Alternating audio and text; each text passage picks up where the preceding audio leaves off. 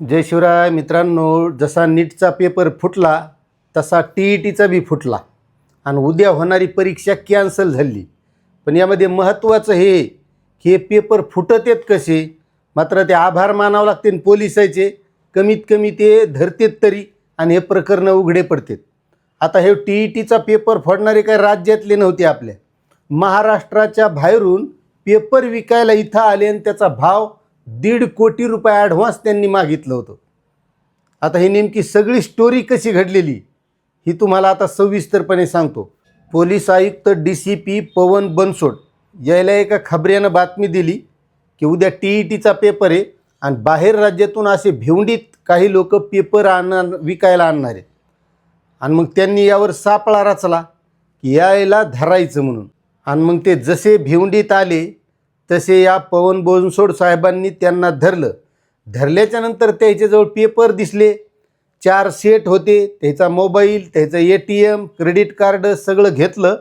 मग त्यानं शिक्षण विभागाच्या अधिकाऱ्याला तिथं बोलिलं आणि हे पेपर कोणते आहेत पहा म्हणून तपासायला सांगितलं।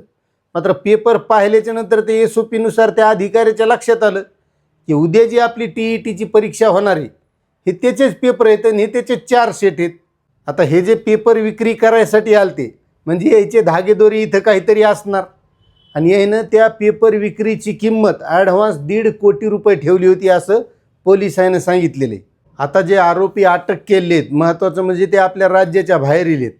त्यामधील एक हे हरियाणाचा, त्यानंतर 2 आरोपी आहेत बिहार राज्यातले आणि हे तिघेही दिल्लीहून भिवंडीमध्ये पेपर घेऊन आले होते। आणि एका आरोपीनं तर केंद्रीय विद्यालयात नोकरी लावतो म्हणून दुसऱ्या एका व्यक्तीकडून पैसेसुद्धा घेतलेले होते असं पोलिसांना प्राथमिक माहितीमध्ये कळालेलं आहे। आता ह्या तपासासाठी म्हणजे इथले कोण त्याच्यात पुन्हा काही सामील होते का त्याच्यासाठी SIT स्थापन केली आणि आता SIT याचा तपास करणारे वरिष्ठांच्या आदेशाने ही SIT स्थापन करण्यात आली।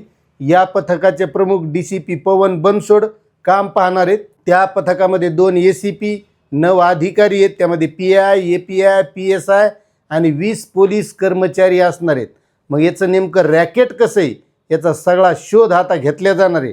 मात्र यामध्ये शोध असा व्हायला पाहिजे की यामध्ये कोणी अधिकारी जरी असले तर त्यालासुद्धा जी नियमानं सजा आहे का ती व्हायलाच पाहिजे, कारण या पेपर फुटीमुळं राज्यातल्या कित्येक विद्यार्थ्यांचं जीवनाचं नुकसान व्हायले, आत्महत्या व्हायल्यात।